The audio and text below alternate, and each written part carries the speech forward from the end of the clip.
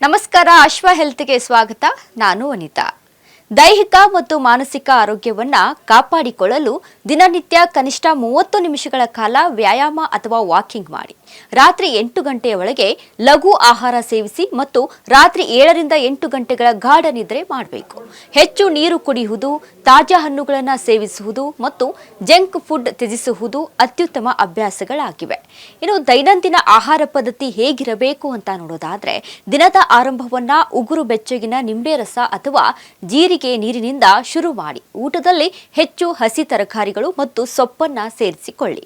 ಪ್ರತಿದಿನ ಕನಿಷ್ಠ 3 ಲೀಟರ್ ನೀರು ಕುಡಿಯಿರಿ. ಇಂದು ದೇಹದಲ್ಲಿರುವಂತಹ ವಿಷಕಾರಿ ಅಂಶಗಳನ್ನು ಹೊರಹಾಕಲು ಸಹಾಯ ಮಾಡುತ್ತದೆ. ಗಂಟಲು ನೋವಿಗೆ ಜೇನುತುಪ್ಪ ಮತ್ತು ಕಾಳು ಮೆಣಸಿನ ಪುಡಿಯನ್ನ ಬೆರೆಸಿ ಸೇವಿಸಿ. ಹಲ್ಲು ನೋವು ಇದ್ರೆ ನೋವಿರುವ ಹಲ್ಲಿನ ಮಧ್ಯೆ ಲವಂಗವೊಂದನ್ನ ಇಟ್ಟುಕೊಂಡ್ರೆ ತ್ವರಿತ ಉಪಶಮನ ಸಿಗುತ್ತದೆ. ಊಟದ ನಂತರ ಅರ್ಧ ಚಮಚ ಜೀರಿಗೆ ಅಥವಾ ಸೊಂಪು ಜಗಿದು ತಿನ್ನುವುದು ಜೀರ್ಣಕ್ರಿಯೆಗೆ ಉತ್ತಮವಾಗುತ್ತದೆ. ಇನ್ನು ಮಾನಸಿಕ ಆರೋಗ್ಯದ ಒತ್ತಡವನ್ನ ಕಡಿಮೆ ಮಾಡಲು ಪ್ರತಿದಿನ 10 ರಿಂದ 15 ನಿಮಿಷಗಳ ಕಾಲ ಧ್ಯಾನ ಅಥವಾ ಪ್ರಾಣಾಯಾಮ ಮಾಡಬೇಕು. ದಿನವಿಡೀ ಒಂದೇ ಕಡೆ ಕುಳಿತು ಕೆಲಸ ಮಾಡುವುದನ್ನ ತಪ್ಪಿಸಿ ಆಗಾಗ ಸಣ್ಣ ವಿರಾಮಗಳನ್ನ ಪಡೆದು ಕೆಲಸ ಮಾಡೋದು ಉತ್ತಮ. ಇದೇ ತರಹದ ಮಾಹಿತಿಗಾಗಿ ನೋಡ್ತಾ ಇರಿ ಅಶ್ವ ಹೆಲ್ತ್ ಚಾನೆಲ್. ನಮಸ್ಕಾರ.